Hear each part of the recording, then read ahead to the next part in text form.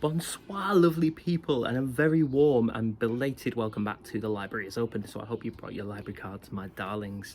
Hi friends, how are you? Trying to get my eyeline right here. I'm outside because the weather in the UK at the moment is actually uncharacteristically nice. So I've got my hat on to protect my bald head. And I'm wearing an entirely inappropriate outfit because of the theme of this video really, but isn't this lovely?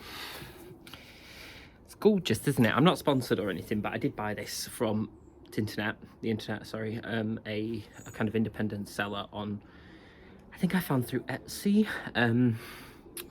So I'll link them in the bio. If I'm a little bit out of breath as well, I have just done an hour of yoga, which I do daily, but I don't always film straight after.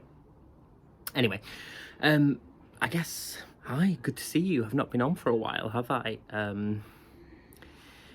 Usual excuses really, I've been really busy with work, so I don't want to sort of over egg the pudding and do faux apologies. It's just kind of has been what it is, but now I think I'm in the stretch where I can start filming content much more regularly and stuff, so hopefully that's good news, unless you don't like my content, in which case why would you be here? So but yeah, so I just wanted to pop on and sort of say hi again and a kind of welcome back. What else have I been up to? More writing. So I've just finished, I hope I can say this, it's not a spoiler, just finished an adaptation of Notre Dame de Paris by Victor Hugo, otherwise known as The Hunchback of Notre Dame, which was a commission I had for a space in London. More details when I have them. What else am I doing? I'm also developing a new show with a colleague, Emma, who from All Things Considered Theatre, who I've mentioned in the past that I work with quite regularly. So I've been doing that as well. That's really good. We've got our kind of first development day on the 30th of June, which I believe is a Saturday. It's not a Sunday, it's Saturday, I'm lying. So I'm looking forward to getting stuck into that, which is good. So lots of pots spinning and hopefully a little bit of leave as well for me. Now, interestingly enough, despite being so busy, I have been doing a lot of reading. I nearly swore then. Just about the amount of reading I've been doing. I've been really in the vogue at the moment for reading, which I think it just ebbs and flows, doesn't it? And I know from your comments and discussions that those of you that I know in person, we've had book clubs, whatever, I think it is very much an ebb and flow thing, but at the moment I seem to be really on it, and quite weighty tomes as well at the moment, you know, the big kind of chunksters, like the 600 not 700 pages. Sorry, I'm just trying to decide if this looks like a Stetson. I suppose it sort of does, it's not supposed to be. But yes, I'm going to do a video about that, possibly with a puntsome title like I like big books and I cannot lie. Maybe not, maybe I'll get some taste before then, but anyway, what I did realise is that I absolutely wanted to film some content prior to what's that there? That's an email, never mind. I did want to film some content prior to the end of Pride Month because, as you know, or you may not know, June is LGBTQIA Pride Month. Now it's an interesting one because actually in the UK Pride Month kind of stretches depending on the location, so some events don't happen until like October or whatever, up to and including October, but you know, as a kind of global thing. So I thought what I'd do is put together a kind of last week of Pride Month reading list, like one book per day, as it were, of kind of what I've been reading, stuff that I want to get to before the end of the month, just in case you were interested. I always try and do a kind of wide selection when I do like collection videos like this, particularly for, you know, the LGBTQIA community. You know, I don't want them all to be gay men's stories. I don't want them all to be, you know, stories by you know, one particular demographic within the community, but at the same time I'm not going to try and misrepresent what I've read, so it's not attempting to be a kind of, you know, must have, will represent everyone. This is just what I've read or what I'm going to read. So with that disclaimer out of the way, the first one I read kind of this month was, which I've been waiting to get to for ages because of like the kind of hype around it, justified I might add. This is Young Mungo by Douglas Stuart. who his first novel, Shuggy Bane, won the Booker, and I haven't actually read that. But the reason I really wanted this one is because of the photo on the front, because the photographer Wolfgang Tillmans is a favourite photographer of mine, favourite queer photographer, and I was just really attracted to the cover. This is a really lovely book. It's hard. Lovely is the weird word though, because it's hard going. Like there's some serious like content warnings here about violence, abuse, homophobia, all the kind of, it's harsh, you know what I mean, and it does depict kind of abusive childhoods and abandonment and so on and so forth, as well as some quite severe acts of physical and sexual violence, so be aware of that. Basically it's about a young boy called Mungo from Glasgow who, I'm really oversimplifying here, comes from a family where the mother's never present, the sister tries her best but she's got her eye on leaving, and the older brother has become involved in like sectarian violence and so on and so forth, and wants to drag Mungo into that, and then he falls in love with the guy over the back, basically. That's not how it puts it in the novel. And they're from, you know, rival Protestant Catholic backgrounds, sort of like Romeo and Juliet, but nothing like that. And there's kind of two parallel timelines. One is when he meets this guy, and the other one is when he's been sent by his mother's associates, I want to say, on a trip into the kind of the countryside.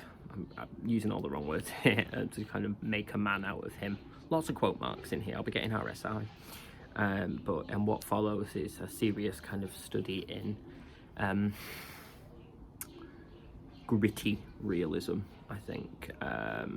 Would absolutely recommend with caution, that just to be aware of that. Cool. So the other one, slight plug, the next one, a slight plug, because this is also the book club pick for this month. The Affair of the Mysterious Letter. Which is kind of, I don't want to go too much into this again because we are going to have the discussion about it in book club on July the 10th, I believe it is, on Zoom. Check details in the description. Oh, a ray of sun. And yeah, this one's great. This is a kind of steampunk postmodern retelling of Sherlock Holmes, featuring a sorceress who is trying to solve the mysterious letters that have been received by one of her former lovers, threatening her relationship with her current fiance. It's very queer, but it's queer in the sense that the queerness is implicit. It's not, it's never mentioned because it's just taken to be part and parcel of the world. Women are engaged to other women, people are trans, there's very mild references to some transphobia early on, but other than that, it just kind of presents this futuristic and hopefully not too far away world whereby, you know, as much as any of the problems are in the society, the kind of issues with sexuality and gender identity and stuff are not one of them. But this is really, really good, very, very funny, really quick read. I had it as my bedtime read and I'm looking forward to discussing it. So Alexis, the writer, also a big queer writer as well, has a massive back catalogue. Check them out on the Google. Next one, oh yeah, some non-fiction now for you. I haven't actually read this, I'm going to be honest, but I'm really, really looking forward to it. This is by Jack Parlett, and it's a kind of memoir cum non-fiction about Fire Island. From the blurb it says, arriving on the island after a breakup back home in England, scholar and poet Jack Parlett was beguiled by what he found. Tracing Fire Island's rich history, Parlett leads the reader through its early days as a discreet home for same-sex love, to the wild parties of the post-Stonewall disco era, to the residents' confrontation with the AIDS epidemic, and into the future. So yeah, I'm not quite sure what to expect really, but I did see this advertised and I thought, you know, it's fairly slim volume, I fancy a bit more history, and it's really nice to kind of delve a bit more deeply into those kind of cultural touchstones, if you will, in a particular section of history, e.g. LGBTQIA history, that we all kind of are aware of, but maybe we don't quite know why we're aware of them, if that makes sense. So, Fire Island. Staying on the non-fiction thing, I must get to this because I really just must. This is Hannah Gadsby and 10 Steps to Nanette, and it's subtitled A Memoir situation. Look at that beautiful artwork inside. Now, I don't know if you are aware of Hannah Gadsby. I really hope you are. Kind of billed as a comedian, and is a comedian, but is also so much more than that. I don't wish to denigrate comedians there or anything like that, but if you haven't seen Nanette, which is on Netflix, I think, and then the follow-up Douglas is also great, but Nanette is the kind of, it's one of those shows where you watch it expecting stand-up and it's just blows your mind with how powerful it is. And so Hannah is a queer person from Tasmania, and also I believe self-defined as autistic. If that's incorrect, then I phrased that incorrectly, then I do apologise, but that's how I understand it. And this is a kind of memoir about their journey to creating that special, and it's really hard to describe without spoiling how good Nanette is. So if you've got Netflix or, you know, any other streaming platform that you're able to access things from, highly recommend you you stream that and then have a read of this, because I feel really remiss that I've not got round to this yet, and I think I might just have to put it next on the TBR pile. But you know, it's it's always going to be, for me, best to read people's real lived experiences, you know, and I find Hannah Gadsby incredibly fascinating and intelligent in the way they deal with both the humour and tragedy of life. So there you go.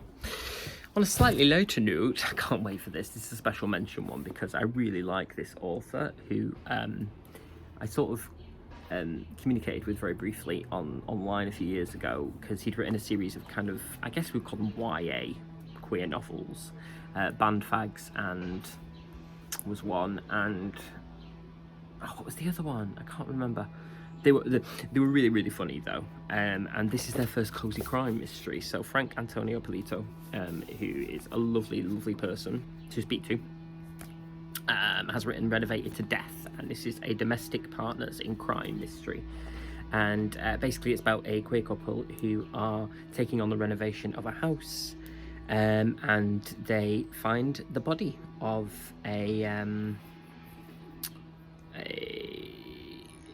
one of a pair of identical twin brothers, for whom they are renovating the house for a TV show.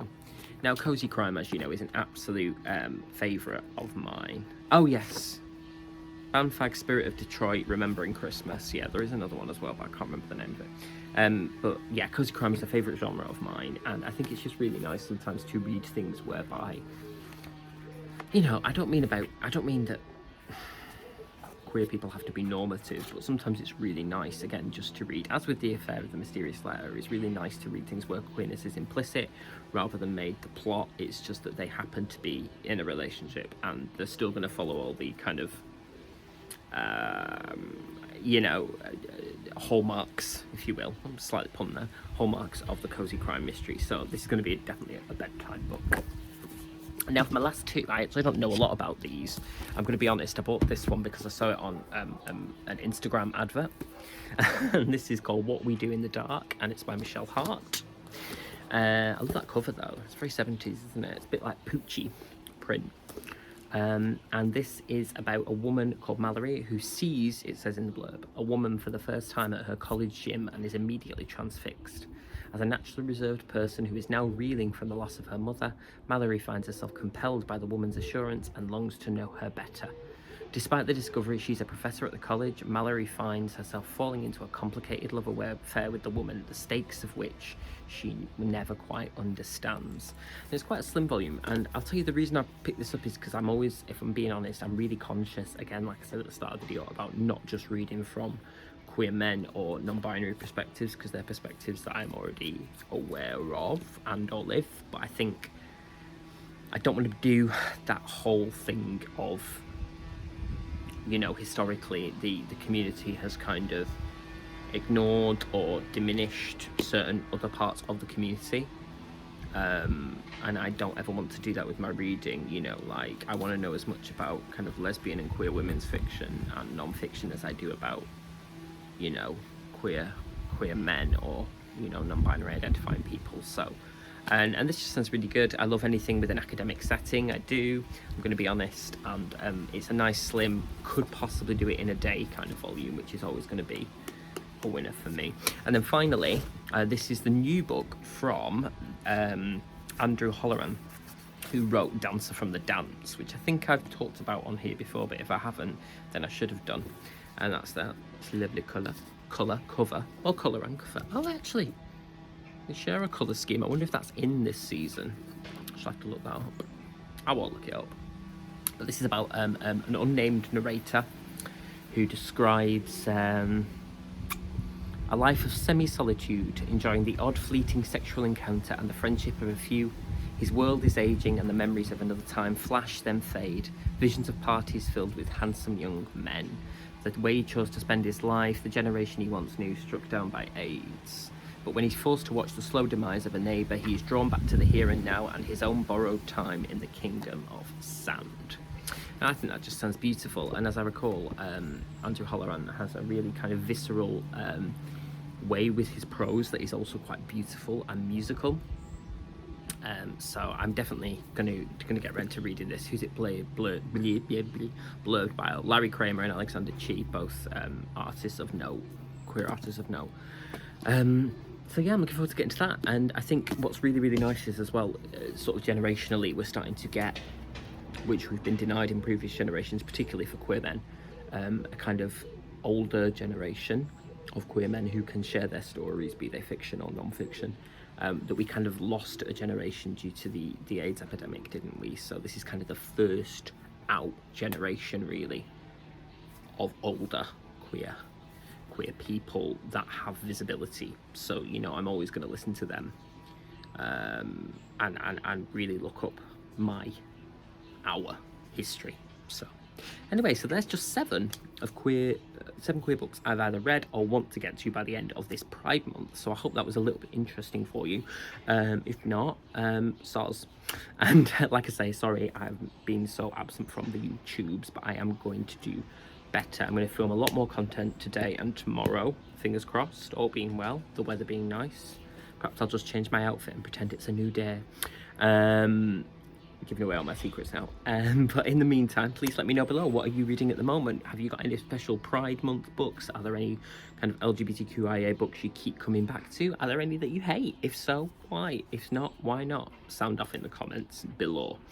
In the meantime, put your library cards somewhere safe. Do join us for the book club if you haven't before. We're a really nice bunch and we have a right laugh. Grab a brew and come and sniff a book. But in the meantime, take care of yourselves. Enjoy the warm weather if it's warm. Wrap up if it's cold. And just be safe. All right, my loves. Take care. Mwah.